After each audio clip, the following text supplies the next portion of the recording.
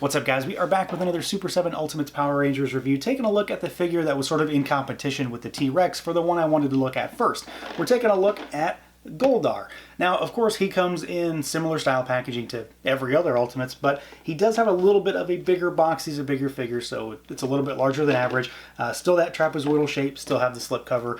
So we've got the slipcover with the yellow burst and the green background, the GOLDAR faceplate in that embossed gold, and then the back gives us our vintage Ranger logo. Now, of course, you know, it's a slipcover, take it off. You've got the figure there in the big window. You've got our very 90s package inspired design here with the lightning bolts, with the colors, with the logo, and then on the back you've got a shot of GOLDAR from the show, and then you've got a little bio and sort of a name card thing going for him down there on the bottom. So let's do it. Let's pull him out and take a look.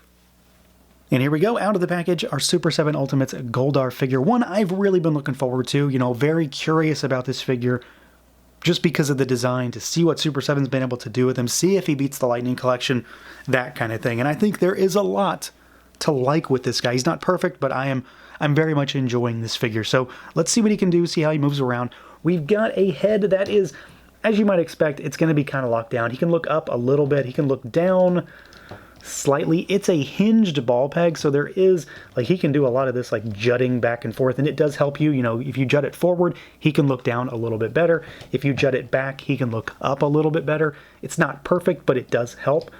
You've got some tilt side to side, you've got a little bit of rotation. It's not full rotation because of the, well, it's not fur, but it's plastic. It's supposed to be fur.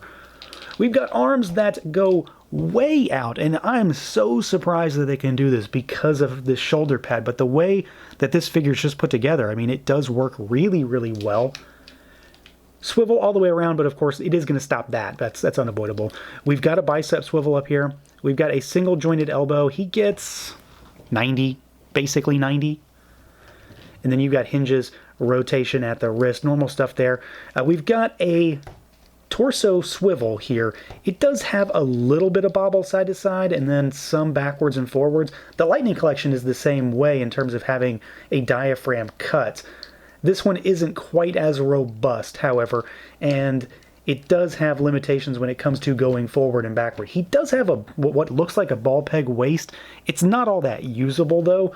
It's one of those instances where you can sort of swivel it, and it does aid in moving him side to side and forward and backward a little bit, but you're not really going to get this guy to crunch. And if there's one thing that I wish he could do is sort of lurch forward a little bit more. Legs, however, are surprisingly posable.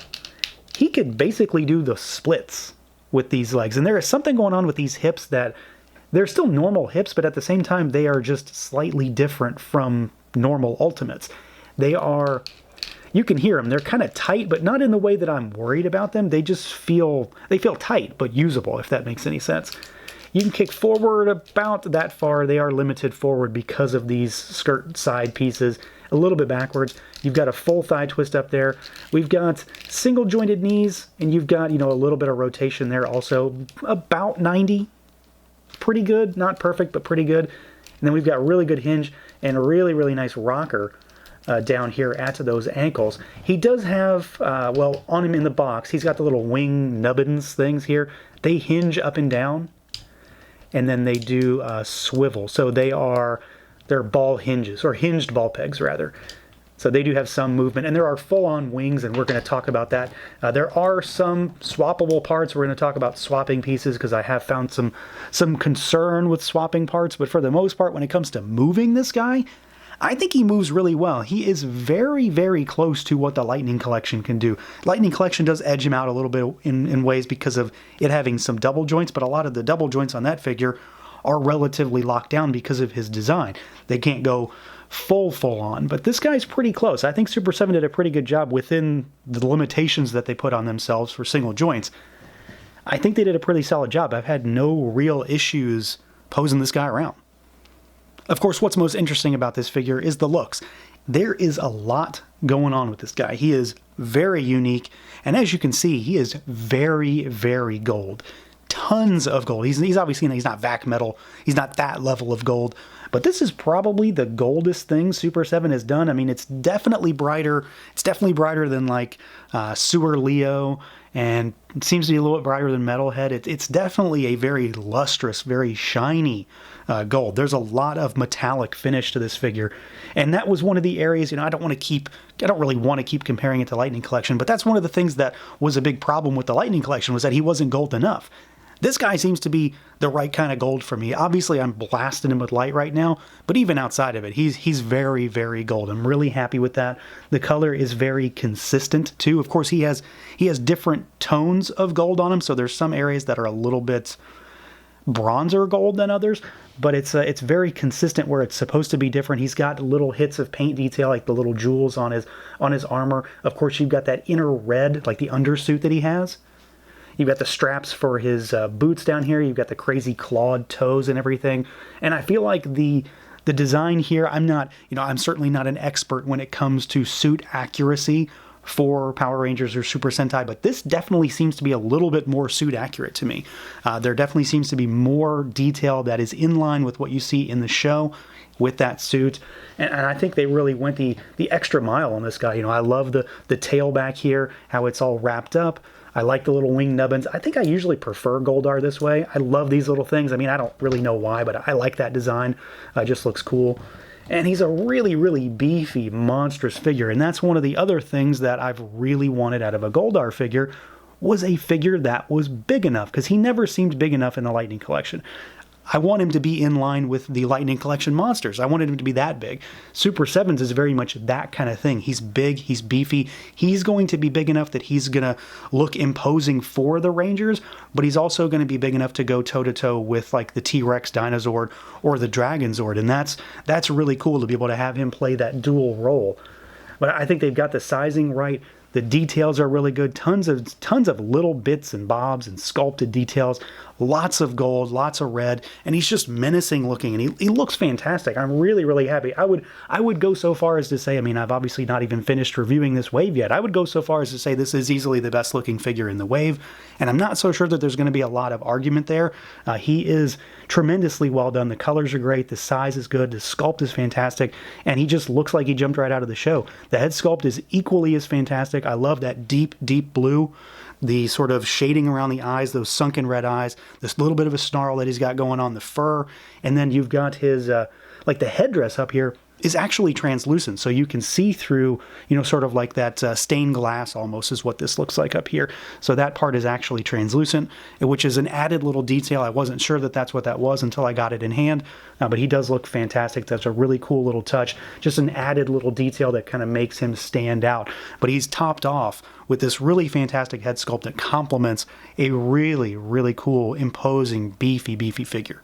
Now, as far as some size comparisons go, we're going to start with some Ultimates. So we've got GOLDAR in the middle. We've got our T-Rex Dinozord here on the left. And you can see, I mean, I think this is a really good indicator. He is big. He's not as big as our Dinozord, but he is really big, and they look like they can fight. That's important to me. Here he is with a turtle. So we've got Leo, and Leo is absolutely just diminutive by comparison. And because he's constantly handy and a good indicator of size, here is the Ultimates Optimus Prime. GOLDAR is basically in line with Optimus in many, many ways. And then let's take this guy aside. And here he is with a Mythic Legions. And then let's do a Lightning Collection monster, because this is important for me. So here he is with iGuy. And you can see that they work. iGuy is still kind of bulky because he was, you know, big and bulbousy.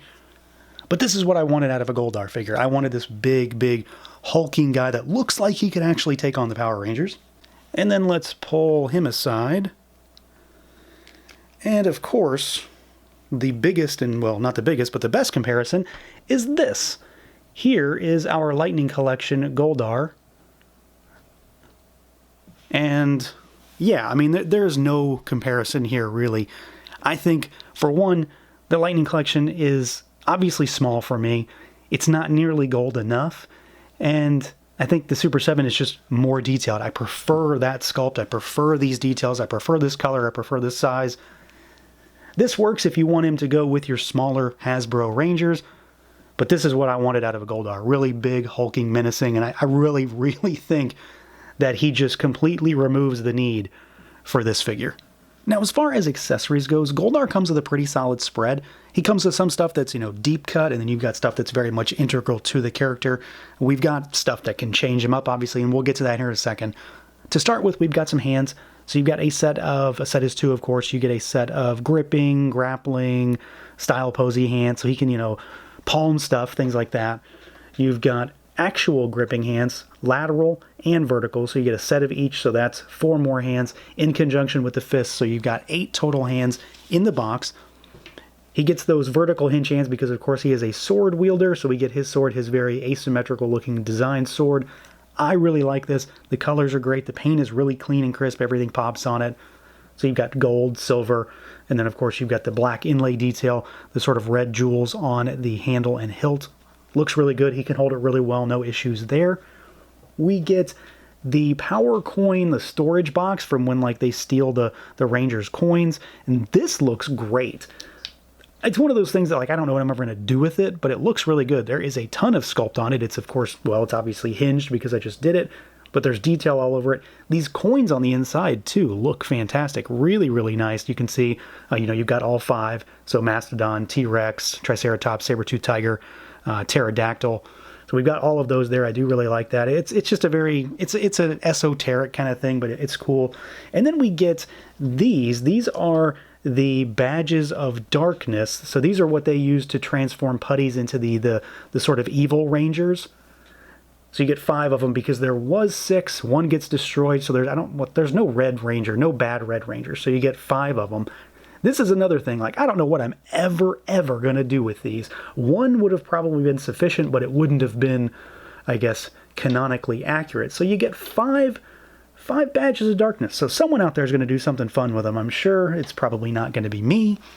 And then we get the stuff that really matters and the stuff that has presented some problems. I'm not the first person to have these figures, and there have been some breakages reported already.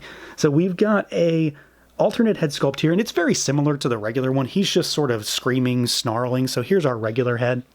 He's actually kind of snarling here too, but this one he's got his mouth open, so you can see his mouth, all that stuff, but still very similar. It doesn't afford any different articulation or anything like that. What I have noticed, at least for me, this was the hardest thing for me to swap.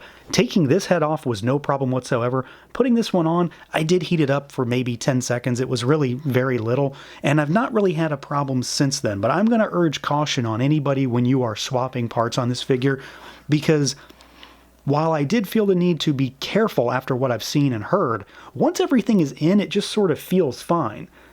But you don't want to break your figure either. We shouldn't have to be dealing with this at the same time, but word to the wise. And then we've also got the wings, and these are the same situation as the little wing nubbins too. So they are hinged ball pegs. So they go in and out, and then they can swivel up and down. I have seen reports of these breaking off inside the back. Mine seems to be just fine. If anything, pay attention when you're popping them out. It'll just come right out. Maybe give it a little twist and you should be just fine. They hold up really well. They do sort of put some weight on his back, but you can pose that out. But they look really good, and I'm really happy with them. But I have seen a few reports of issues already. Who's to say how widespread that may or may not be? But once I did this for the first time, everything seemed to be just fine. So, again, something we shouldn't have to deal with or definitely want to deal with, but I'm going to let you know ahead of time. I had no problems with the wings. Just go slow when you're popping those pieces out and putting them in. I did have to heat up the alternate head sculpt, but I've only done that once, and I haven't needed to heat it up afterwards. So he does come with a lot of cool stuff. I don't like having to talk about pieces potentially breaking. No one wants to deal with that. But if you're careful with it, you probably will be fine, at least in my experience. And then he comes with a bunch of other cool stuff too. All these, sort of goofy, esoteric, very deep cut kind of things, one-off kind of things. And then, of course, his very cool signature sword. So yeah, overall, I am very happy with this figure. I will go so far as to say that this might be one of the best Ultimates figures that they've made in a very long time. He has some surprisingly good articulation, and don't get me wrong, there is plenty of evidence out there to support that there is better articulation to be found on other figures, but this guy moves really well for an Ultimates figure. Again, within the limitations they've imposed on themselves, this is a pretty solid Ultimates figure as far as movement, but he looks fantastic. I can't stress enough that the visuals, the aesthetics, the design on this figure is really great. He looks fantastic. The gold is just gold. And then he comes with a lot of really, really good accessories. The only downside that I have personally is that I feel like I need to be extra careful swapping parts, and I don't like to do that. I would much rather be able to just rip those things out and not have to worry about it, but here we are. So again, I will urge you to have some caution when swapping the head and the wings. I've been just fine, haven't had any issues really, but I am going to be more careful than I want to be when it comes to swapping parts. So that's going to do it for this look at the Super 7 Ultimates Power Rangers Wave 1 GOLDAR. Let me know what you guys think. Feel free to like, comment, subscribe, and share, and until next time.